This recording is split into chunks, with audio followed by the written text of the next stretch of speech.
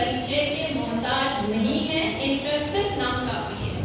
Doctor प्रशांत अग्रवाल एवं doctor प्रिया श्रीमान माननीय अशोक आर्य अंकल के सुपुत्र व पुत्र वधू हैं। आप तीसरी पीढ़ी भास्कर जी आप आए।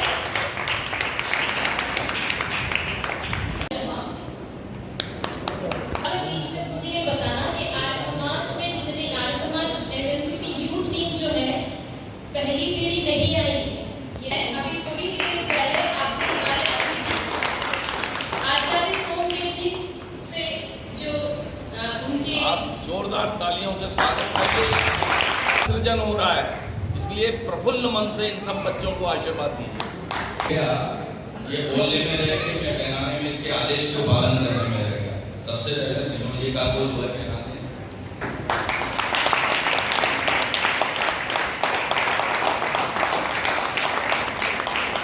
आप एक कंपनी में अकाउंटेंट के रूप में कार्य करते हैं। आप सभी टीम मेंबर्स के साथ मैं इनकी धर्मपत्नी डॉक्टर संध्या मेहरा को बुलाना चाहूंगी। आप एक होम्योपैथिक डॉक्टर हैं। अब मैं बुलाना चाहूंगी श्रीमती श्रीमती गुप्ता।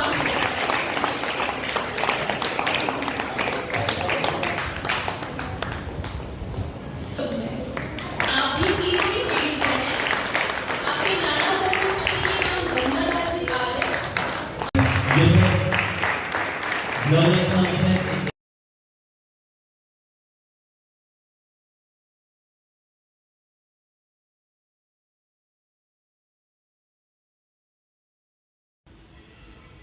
आज यहाँ आकर नौलखा महल देखकर मुझे बहुत ही गर्व महसूस हो रहा है, बहुत खुशी महसूस हो रही है कि हमारे संस्कृति को, हमारे संस्कारों को 16 संस्कार का इन्होंने इतने सुंदर तरीके से एग्जिबिट कर रखा है। और महाराणा सज्जन सिंह जी द्वारा ये स्वामी जी को दिया गया ये जगह और संस्कृति को आगे बढ़ाने की कोशिश कर रहे हैं। बहुत अच्छा लग रहा है। जहाँ बैठकर ऋषि दयानंद ने अमरग्रंथ सत्यार्थ प्रकाश की रचना की, अनेकानेक लोगों को अपने इस अद्भुत ग्रंथ के द्वारा प्रेरणा दी, जो हम सबको जीवन के अंदर प्रेरणा देने का कार्य कर रही है।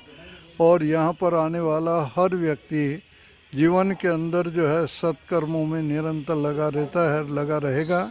इसी आशा और विश्वास के साथ हम इस पवित्र स्थल को और इसकी गरिमा को सदा बनाने का प्रयत्न करते रहें। धन्यवाद। नाम सोमदेव शास्त्री और मैं जो है लगभग 30 वर्षों तक मुंबई में जो है वहाँ संचालन करता रहा तथा आयुर्वेद महाविद्यालय में अध्यापन का कार्य भी करता रहा हूँ। और उसके पश्चात इस समय वैदिक मिशन मुंबई के द्वारा कार्य चल रहा और पद्मिनी आर्ष कन्या गुरुकुल चित्तौड़ में जो हमारा गुरुकुल चल रहा है, उस गुरुकुल की देखरेख और उसका जो है संचालन का कर रहा। मैं देवेंद्र शेखावत चित्तौड़गढ़ से पद्मिनी आर्ष कन्या गुरुकुल और ग्राम सेवाश्रम न्यास का अध्यक्ष। और पद्मिनी कन्या गुरुकुल में अभी हमारे चित्तौड़गढ़ के अंदर लगभग 30 बच्चियां पढ़ रही हैं और 2 स्कूल भी चल रहे हैं। मुझे यहाँ आकर न्यास का जो भव्य स्वरूप देखा, बहुत ही हर्षित हूँ, बहुत ही प्रभावित हूँ, क्योंकि संस्कार देना वो आज की बहुत बड़ी आवश्यकता है। भगवान श्री कृष्ण ने गीता में कहा है कि ध्यायतो विषयान पुंसः संगस्तेषुपजायते संगात संजायते कामा कामात् क्रोधो विजायते क्रोधात् भवति सम्मोह सम्मोहात् स्मृतिविभ्रमा स्मृतिविभ्रमात् बुद्धिनाशो बुद्धिनाशात् प्रणश्यति। और बुद्धि का प्रकाश करने के लिए संस्कार से ही हम जब मनुष्य आजकल विषयों का चिंतन करता है, विषयों के चिंतन करने से उनकी स्मृति में भ्रम पैदा हो जाता है। आज हमारी स्मृति में बहुत भ्रम पैदा हो गया कि हम कौन थे, क्या हैं। उस स्मृति को वापस लौटाने के लिए, उस स्मृति को वापस प्रकाशित करने के लिए ये जो सत्यार्थ प्रकाश न्यास काम कर रहा है और ये जो विधिका बनी है संस्कारों की, ये पुनर्जीवन देगी, नई पीढ़ी को प्रेरणा देगी। ये बहुत अच्छा काम कर रहा है, आर्य समाज का एक मील का पत्थर साबित होगा और मैं ये सोचता हूँ भारतवर्ष में ऐसे कई और केंद्र बने जिससे कि भारतीय संस्कृति, वैदिक संस्कृति जो हमारी भूल चुके हैं उसका पुनर्जागरण हो सके। धन्यवाद। मैं कर्नल सिंह सारंग देवोत, कुलपति जनार्दन नागर राजस्थान विद्यापीठ डीम्ड टू बी विश्वविद्यालय उदयपुर। आज मुझे इस ऐतिहासिक स्तर पर आने का एक बड़ा गौरव मिला और मैं बहुत ही अभिभूत हूँ। पूरा नवलखा महल में जिस तरह से जो पूरा एक प्रदर्शनी कर रखी है हमारे भारतीय सभ्यता संस्कृति की, वो बहुत ही अद्भुत है। और जिस तरह से आज हम 16 संस्कार की बात करते हैं, ऐसी अनेक संस्कृति की बात करते हैं, हमारे 8 पुरुष और 8 ग्रंथों की बात करते हैं, तो सभी इतने अद्भुत हैं कि अगर हम उनको आत्मसात कर लें, हमारे आने वाली पीढ़ी आत्मसात कर ले, तो निश्चय ही जो जिस तरह से हम एक हमारे युवाओं में जिस दिन वो प्रवेश लेता है और शिक्षा पूरी करने के बाद जाता है, जो संपूर्ण एक रूपांतरण की बात करते हैं, जो हमारी शिक्षा नीति में चाहते हैं किस तरह से हमारे विद्यार्थियों का, हमारी युवा पीढ़ी का ट्रांसफॉर्मेशन हो, तो ट्रांसफॉर्मेशन आप कितनी भी तकनीकी का यूज़ कर ले उससे नहीं होगा जब तक अपने विचारों का, अपना अंतर्मन का, जैसे हमारा बुद्ध कहते हैं अपदीपभव, अंदर झांक के देखें, और ये शक्ति जब तक आएगी तभी चेतना जागृत होगी। तो जो लौकिक से अलौकिक जो बातें होती हैं वो भी जानना ज़रूरी है। जो विद्या है, विद्या और अविद्या का भेद करना ज़रूरी है। शिक्षा और शिक्षार्थी का जो भेद है वो हमें एक गुरु और शिष्य के रूप में बदलना होगा। तो ऐसी हमारी अनेकानेक जो प्राचीन सभ्यता संस्कृति के जो मूर्त रूप है उसको आज के परिप्रेक्ष्य में लाना बहुत ज़रूरी है। और ये नवलखा केंद्र जो जहाँ हमारे बहुत ही जो एक ऐतिहासिक इसलिए है कि दयानंद सरस्वती जी ने यहाँ सत्यार्थ प्रकाश का लेखन किया, और इसके साथ ही इसकी बहुत ही हमारे मेवाड़ के लिए बहुत ही गौरव की बात है। आज मैं यहाँ आके यहाँ के प्रोग्राम में और सभी से मिलकर बहुत ही अद्भुत हूँ। मैं हमारे युवाओं के भविष्य की शुभकामनाएं, मंगल कामना प्रेषित करता हूँ। थैंक यू, जय हिंद। नमस्ते, मैं डॉक्टर भूपेंद्र शर्मा। ये जो आज का कार्यक्रम है हमारे नवलखा महल, जहाँ महर्षि देव दयानंद सरस्वती ने सत्यार्थ प्रकाश का प्रणयन संपन्न किया था, यह कर्म भूमि है।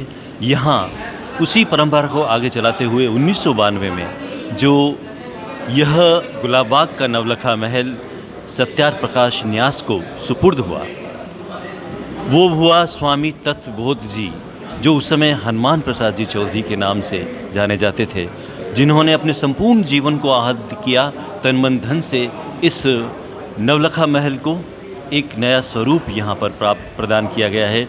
इस न्यास के वर्तमान में जो अध्यक्ष हैं, ऊर्जावान सशक्त नेतृत्व रहे आदरणीय श्री अशोक जी आर्य के कुशल नेतृत्व में यहाँ पर संस्कार 16 संस्कारों की एक सजीव जीवंत झांकी है। यहाँ पे महापुरुषों की प्रेरणा, इसके लिए बहुत सारे महापुरुषों के चित्र दीर्घा है।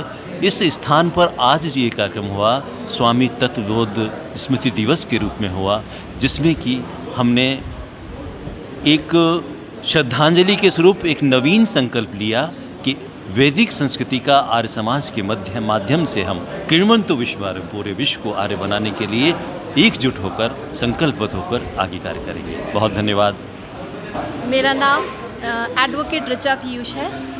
मैं आर्य समाज से बचपन से जुड़ी हुई हूँ। मेरे दादाजी आर्य जगत के प्रसिद्ध भजनोपदेशक पंडित पन्नालाल जी पीयूष, मैं उनके छोटे से पुत्र सुधाकर जी पीयूष की पुत्री हूँ।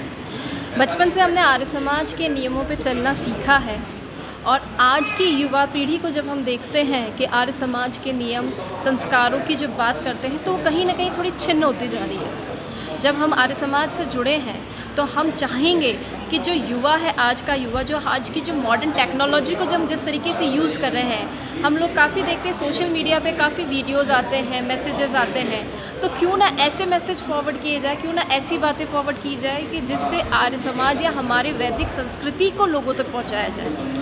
वेदों की तरफ लौटे, ये आर्य समाज का मुख्य नारा है।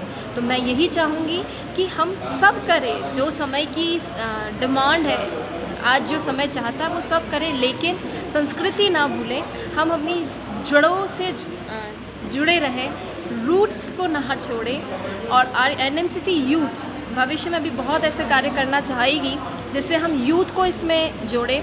और जो आर्य समाज का छठा नियम है, जिसके बारे में मैंने अभी बात की थी, कि हम चाहते हैं संसार का उपकार करना, मानव का शारीरिक, आध्यात्मिक और सामाजिक विकास करना, उपकार करना और लोगों को प्रेरित करें कि वे वेदों की तरफ लौटें। बस इसी एक मुहिम के साथ हम निकले हैं। ये सफ़र लेके शुरू किया है हमने। अब आशीर्वाद चाहिए सब बड़ों का, और जो हमारे बड़ों ने किया है उतना हम कर पाएंगे या नहीं कर पाएंगे ये तो हम नहीं जानते, क्योंकि उन्होंने बहुत किया है। उनका सोच के तो हम डर जाते हैं, पर हाँ, कोशिश ज़रूर करेंगे कि उन्हें निराश ना करें। आज इस NMCC यूथ टीम में अभी हम 17 लोग जुड़े हैं, जो शुरुआत है। आगे हम विश्वास रखते हैं कि बहुत से लोग जुड़ेंगे, कारवां बढ़ता चला जाएगा। और इस NMCC यूथ टीम का मैं एक बार फुल फॉर्म बताना चाहूँगी। नवलखा महल कल्चरल सेंटर इसकी यूथ टीम बनी है। कल्चरल सेंटर क्या है नवलखा महल का, आए देखें, विजिट करें, बच्चों को दिखाएं।